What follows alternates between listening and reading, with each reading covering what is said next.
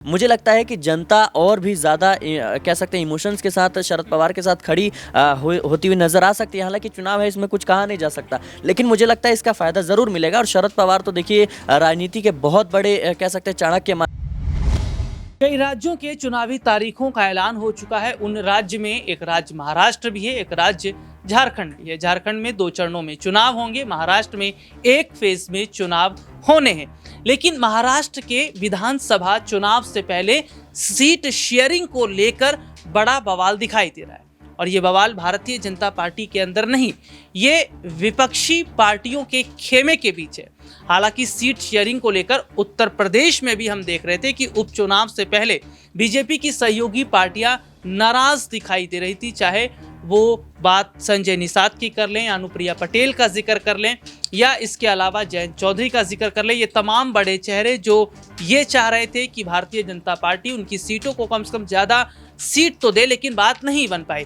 तो क्या महाराष्ट्र में भी अब वही स्थिति विपक्षी खेमे में दिख रही है? और सबसे बड़ी बात यह है कि महाराष्ट्र के चुनाव जैसे जैसे नज़दीक आ रहे हैं, वैसे वैसे सीट शेयरिंग का जो मामला है वो फंस रहा है। लेकिन कहीं ना कहीं जो सीट का जो चयन किया गया है या जिस तरीके से कैंडिडेटों को उतारा गया है, क्या ये बताता है कि बहुत सोच समझकर उतारा जा रहा है? लेकिन महाराष्ट्र के विधानसभा चुनाव से पहले कांग्रेस काफ़ी ज़्यादा नाराज़ है, क्योंकि राहुल गांधी का एक बयान जो कि सामने आया और सीधे तौर पर कहा गया कि चेहरा देखकर टिकट दिया गया है, और वो जिन्हें टिकट दिया गया उससे नाखुश हैं, क्योंकि उन उम्मीदवारों पर दाव लगाना शायद भारी पड़ जाएगा जो सहयोगी पार्टी है उन्हें। और इसी मुद्दे पर हमारे साथ बातचीत करने के लिए मौजूद है हमारे खास सहयोगी सिराज। और सिराज, बहुत बहुत स्वागत है सबसे पहले तो इस प्रोग्राम में आपका। सिराज, महाराष्ट्र के जो चुनाव हैं, एक फेज में चुनाव होने वाले हैं, और महाराष्ट्र के चुनाव से पहले भारतीय जनता पार्टी के अंदर वही हालत है जो हमने हरियाणा के अंदर देखी, सीएम चेहरे की लड़ाई। यहाँ पे भी 3 चेहरे हैं, हरियाणा में भी हमने देखा 3 चेहरे थे। लेकिन जो विपक्षी खेमा है महाराष्ट्र के अंदर अगर हम बात कर लेते हैं, तो क्या उनके बीच में जो सीट शेयरिंग का मामला बना है वो सहमति से नहीं हुआ, या फिर अगर देखा जाए तो जो उम्मीदवार उतारे गए हैं, क्या इसका फ़ायदा इन्हें नहीं मिल पाएगा?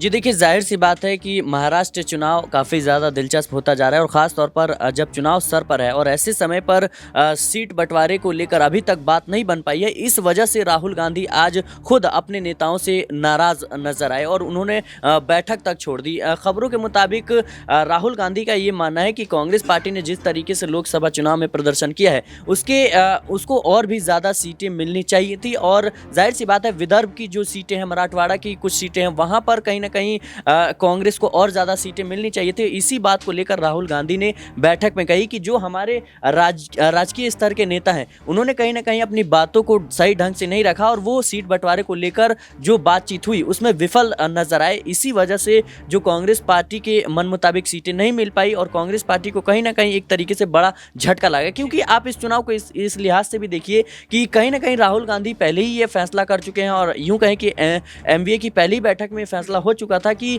चुनाव के बाद मुख्यमंत्री पद का ऐलान होगा, फैसला होगा कि आखिर जो जितना ज़्यादा सीटें जीतेगा वही कहीं ना कहीं उन्हीं के पार्टी से जो है मुख्यमंत्री चेहरा घोषित किया जाएगा। लेकिन कांग्रेस पार्टी का ये कहना है कि जब जिस तरीके से जो सीटें हैं वो बंटवारा हुआ है, ये मुझे लगता है कि कांग्रेस पार्टी के प्रदर्शन के मुताबिक नहीं है। जी, मेरा सवाल आपसे ये है कि कांग्रेस के मुताबिक सीटें नहीं दी गई हैं, हरियाणा में आपकी परफॉर्मेंस अच्छी नहीं रही, उत्तर प्रदेश में आपका कोई दबदबा नहीं है, यही वजह है कि समाजवादी पार्टी के चुनाव चिन्ह पर ही जो सहयोगी पार्टियां हैं, उनके जो उम्मीदवार हैं, वो चुनाव लड़ेंगे।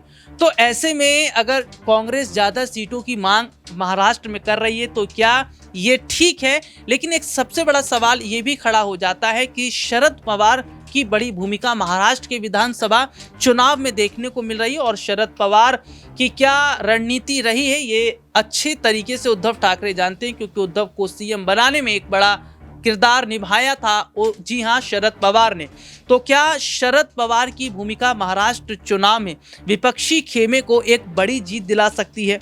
जी, इसमें कोई दो राय नहीं है। ज़ाहिर-सी बात है शरद पवार एक बड़े नेता हैं और जिस तरीके से उनके साथ तमाम तरह की घटनाएँ देखने को मिली, अजीत पवार ने पार्टी तोड़कर भारतीय जनता पार्टी के साथ मिल गए। ज़ाहिर-सी बात है इसका एक फ़ायदा भी ज़रूर शरद पवार को चुनाव में मिलेगा क्योंकि लोगों का इमोशन जो है वो शरद पवार के साथ जुड़ा हुआ है। आज भले ही अजीत पवार के साथ विधायक हैं, लेकिन जिस तरीके से उनकी पार्टी का सिंबल उनसे छीना गया, पार्टी का नाम उनसे छीना गया, इसको लेकर मुझे लगता है कि जनता और भी ज़्यादा कह सकते हैं इमोशंस के साथ शरद पवार के साथ खड़ी होती हुई नजर आ सकती है। हालांकि चुनाव है, इसमें कुछ कहा नहीं जा सकता, लेकिन मुझे लगता है इसका फायदा जरूर मिलेगा। और शरद पवार तो देखिए राजनीति के बहुत बड़े कह सकते हैं चाणक्य माने जाते हैं और जाहिर सी बात है कि जिस तरीके से उन्होंने लोकसभा चुनाव के दौरान तमाम रणनीति बनाई, इसका फायदा जो है महाराष्ट्र में हमें जरूर देखने को मिला। आपने देखा होगा किस तरीके से जो कह सकते हैं महायुति थी वो बैकफुट पर नजर आई और जाहिर सी बात है कि शरद पवार महायुति का हिस्सा है, उद्धव ठाकरे भी हैं, राहुल गांधी भी है, तो कहीं ना कहीं ये जोड़ी जो है मुझे लगता है अच्छा करती हुई जरूर नजर आ सकती है।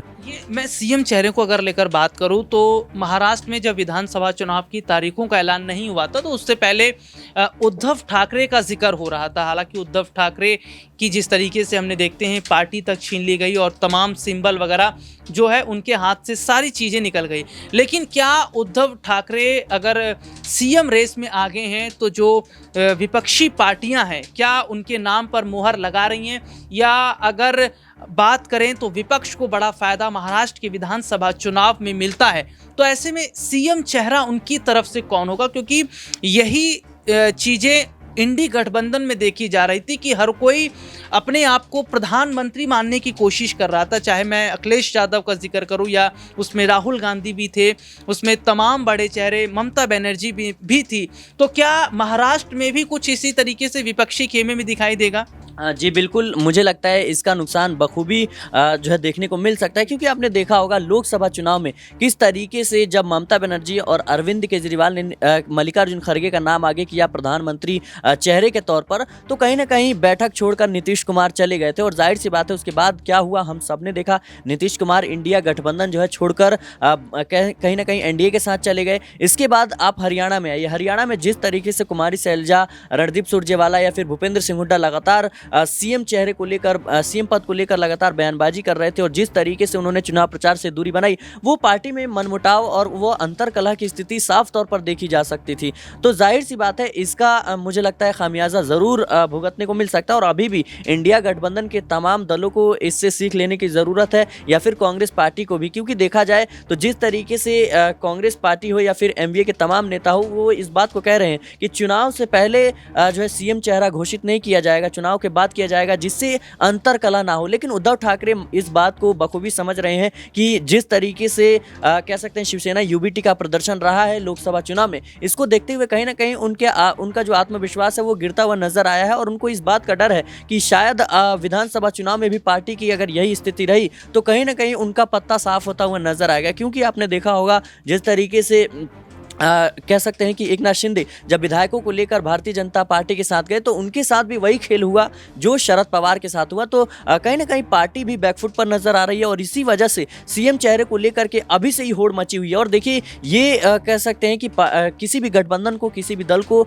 बड़े पैमाने पर नुकसान पहुंचा सकता है और कांग्रेस जैसी पार्टी को तो अभी भी सीख लेने की जरूरत है। क्योंकि देखा जाए तो लोकसभा चुनाव में भी जिस तरीके से प्रधानमंत्री पद को लेकर होड़ मची हुई थी, हरियाणा चुनाव की बात करें, मध्य प्रदेश में जिस तरीके से कई चेहरे निकलकर सामने आए थे, तो कहीं ना कहीं आपने देखा होगा राजस्थान में सचिन पायलट और अशोक गहलोत का भी उदाहरण हम देखें तो ये बयानबाजी हमेशा से कांग्रेस की कमजोरी रही है कि कांग्रेस पार्टी अपने नेताओं को काबू में नहीं कर पाती और इसका नुकसान मुझे लगता है कई मौकों पर देखने को मिला है। तो मुझे लगता है कांग्रेस पार्टी हो या फिर इंडिया गठबंधन हो, इनको अपने सोच और विचार करना चाहिए और जाहिर सी बात है इनको अपनी रणनीति पर चिंतन मंथन करने की जरूरत है। जी बहुत बहुत शुक्रिया। और देखिए सबसे बड़ी बात है कि जिस तरीके से कांग्रेस की अगर बात करें तो हालत जो खराब है, क्योंकि हाथ में आई हुई बाजी हरियाणा के अंदर उनके हाथ से निकाल ले गई भारतीय जनता पार्टी। और दूसरी तरफ की अगर हम बात कर लें तो जो तस्वीरें दिखाई दे रही हैं तमाम राज्यों की तरफ से, चाहे बात महाराष्ट्र की कर लें, झारखंड की कर लें, उत्तर प्रदेश के